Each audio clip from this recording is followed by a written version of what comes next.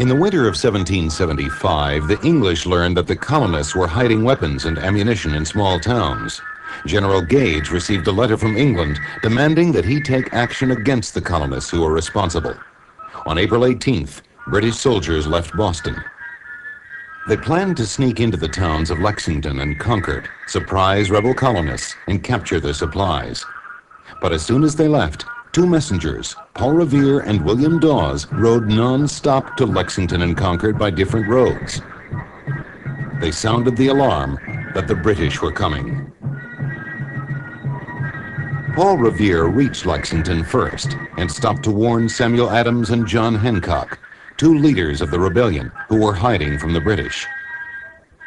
Paul Revere was captured by a British patrol, but William Dawes was able to warn colonists all the way to Concord. Paul Revere's Ride, the poem by Henry Wadsworth Longfellow, tells us the story of that midnight ride.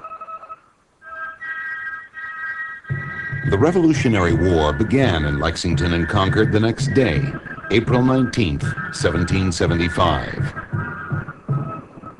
That morning was very cold and fog covered the hills. 800 British soldiers were sent to Concord to capture or destroy all the weapons, ammunition, and supplies they could find. Even more than a military victory, General Gage wanted to make examples of Samuel Adams and John Hancock. He planned to capture them and send them to England, where they would be tried for treason. Major John Pitcairn led the British troops into Lexington, where they met about 70 colonists trained as Minutemen. They were mostly local farmers. The British commander warned his troops not to fire unless the colonists fired first.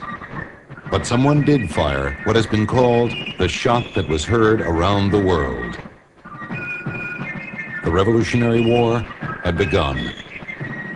No one knows for sure who really fired that first shot, but most people believe it was fired by one of the colonists. They had the most to gain by starting the war. Some colonists said that Samuel Adams fired the shot as he hid in a grove of trees near the meeting point of the two brigades. The British were amazed at the fighting spirit of the Americans. They failed to squash the rebellion, and General Gage could not capture Samuel Adams and John Hancock as he had planned. Soon after that first battle, the colonists reorganized and prepared to fight the British again.